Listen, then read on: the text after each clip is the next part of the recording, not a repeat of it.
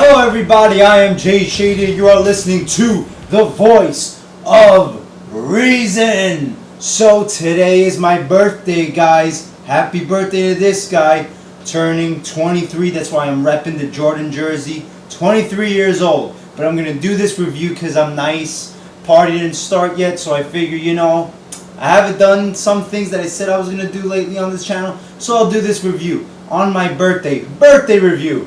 Alright. So Night of Champions was last night, and I was too tired after the show to do a review, so I just waited till the next day to do a review. So I thought it was an ass show. I think the worst pay-per-view since WrestleMania, but that's just because the other pay-per-views since WrestleMania have been good or great. But this show didn't have that great match that those other shows had. At least one of usually. And the show since WrestleMania I'm talking about. This pay-per-view just, I don't know, it didn't click. There weren't really any special moments, no moments that we're going to remember or anything like that. So it wasn't a horrible, disgrace of a show, but it was just like I said it would be. Alright, so the first match was, it starts off with a opening segment that goes on way too fucking long. Like 15 minutes with Triple H and Paul Heyman. And Paul Heyman's begging Triple H to take him out of the match, but Triple H isn't having it, and Triple H says that, this is Night of Champions, I'm going to have Curtis Axel defend the championship against somebody, a special person. This promo just didn't make sense. You had Triple H playing the part of a face, which just doesn't make sense with what's going on. He's supposed to be the heel, yet he's cutting this promo like a face going against another heel. It just didn't make any fucking sense, this start to this show, the way the characters were talking, to have it so drawn out to something on Raw. You're having the guy who's supposed to be one of the top heels in the company talk a promo like a baby face. It doesn't make any sense. So it turns out the person is Kofi Kingston, who Curtis Axel fights. It turned out to be a decent match. I thought it was just going to be a boring fucking 2-minute match. It was decent. I went for a while. Curtis Axel picks up the victory at the end with that weird neck breaker shit that he does, and retains the championship. It was a decent opener, I'll give it that. Then you get the women's match. Didn't watch it. I skimmed past it, but I will say the double sharpshooter from Natalya was fucking awesome. Like that spot. I happened to catch that spot. But AJ Lee retains. There you go. Then you get Rob Van Dam versus Alberto Del Rio. This was an okay to good match. It wasn't anything special really, but it was okay to good. It was just the ending that totally destroyed this match for me. So Rob Van Dam, I think he goes for the frog splash, and then it was Alberto Del Rio does a nice counter into the arm breaker. Rob Van Dam gets the ropes, and he doesn't break the hold before 5, so he gets disqualified. That has to be the dumbest fucking disqualification. Not even a fucking chair shot, a low blow, anything more intense than that. A fucking holding an arm bar until the count of 5. When does that ever happen? And this is a championship match. One of your 2 top belts and it ends in this way. It was just stupid and just lazy fucking booking from these people. And yeah, so leaves you with a bad taste in your mouth. The Van Terminator after the match was cool, but still, that dumbass disqualification was retarded. Then you get The Miz versus Fandango. Just a really boring fucking match. Just like a load up a fucking gun and shoot yourself in the head to put yourself out of the misery match. This was retarded, boring, stupid shit. I think The Miz won. I can't even remember. That's how forgettable this shit was. Then you get Curtis Axel and Paul Heyman versus CM Punk. This wasn't that good. It was okay. It had some good spots in it, but a lot of it dragged on. A lot of it was boring. And, this match, you're just waiting for it to come down to CM Punk and Paul Heyman. It wasn't really a very badass no disqualification match. It wasn't brutal or anything. They didn't even use the fucking table in the corner, I don't think. No, they didn't. They set up the table in the corner. They don't even fucking use it. Eventually, Punk does the Anaconda Vice to Curtis Axel. Curtis taps out.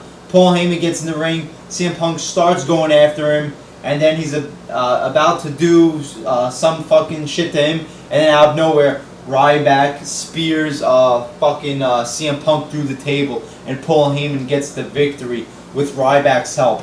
Now, you know, this is just a fucking brain scratcher, this shit. Of all people, Ryback aligning himself with Paul Heyman, you could have come up with any other Paul Heyman guy, you know. I guess Ryback is now your new Paul Heyman guy. I mean, it's just boring. Like any other Ryback is fucking boring. He's played out. He's done for it. I mean, why fucking Ryback? Seriously, you know? That's just like, it could have been a good ending, a good swerve if it was somebody else. But Ryback, you know, leaves you with a bad taste in your mouth, and the ending comes up short in surprise because it's fucking Ryback. Who gives a shit? So yeah, this was and the ending was like, I don't know, thumbs down to that shit. Then you get Dean Ambrose versus Dolph Ziggler. You know, I'm sorry, I'm probably gonna get a bunch of hate from everybody on the internet because I'm not saying this was a 5-star, you know, HBK Taker style caliber classic, but it wasn't. You know, just because it's Dolph Ziggler versus Dean Ambrose, I'm not gonna say it was 5 stars. It wasn't that good. I mean, it was short. You know, there was no story going into this shit. You know, no build up, no feud. It just fucking happened and it just went away. That's my feeling with this match. Dean Ambrose gets the victory with his finisher, whatever it's called, like reverse Russian leg sweep shit. Yeah, he retains the belt. And, you know, not a good match. You know, we're not doing too good so far with this pay-per-view. Then you get the tag team match with the Shield and the Primetime Players. Just not good. I didn't care. I didn't find myself really that much entertained with this match. I didn't find myself that invested. You know, it was just kind of another short match. Roman Reigns spears one of the Primetime Players and the Shield wins. Yeah, it just came and went. Like a lot of these matches. Then you get the main event. Daniel Bryan versus Randy Orton. And Triple H announced earlier in the night that there will be no interference. Which does not make sense with Triple H's fucking character. Why is he being a face all of a sudden? But yeah, this match happened. And this was the best match of the night. But it wasn't a main event caliber fucking, you know, great match. It was good. But it was nowhere near like fucking John Cena and Daniel Bryan or Punk versus Lesnar. You know, there wasn't any epic moments to this match. I don't think the guys worked as well together as Daniel Bryan and John Cena did.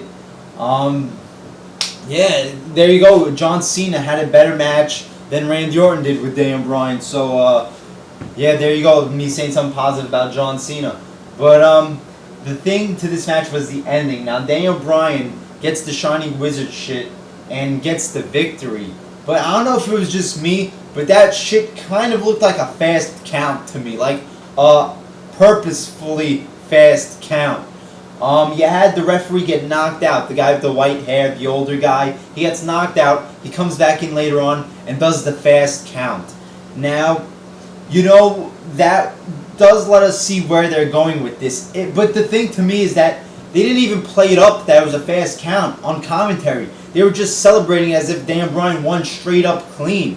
Nobody was making any remarks about it being a fast count, which is like, what? To me, that looked like a fast count. I don't know if that was part of the storyline or he really fucked up the referee, but it was a fast count. Now, the ending to me was just anticlimactic, and if the fast count wasn't a part of the ending, if that was just something that happened by accident, then this will be a huge fucking letdown. Talk about anticlimactic. It just came out of nowhere. You know, Daniel Bryan overcoming all this just out of fucking nowhere on a B show like Night of Champions. You know, what a way to just fucking blow that whole storyline.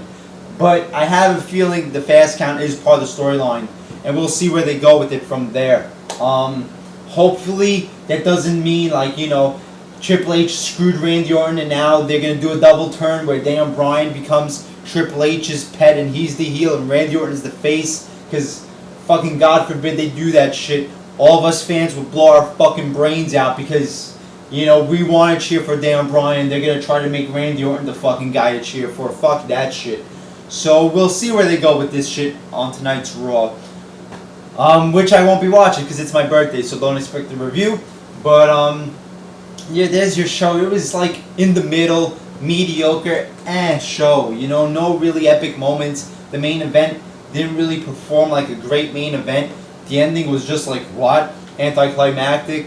You know, just too many bullshit matches that just didn't leave a mark. So there you go. There's your review. Alright, I'm gonna go eat birthday cake or some shit now. I'm Jay Shady, the voice of reason. Like, comment, subscribe, and I'll see you later.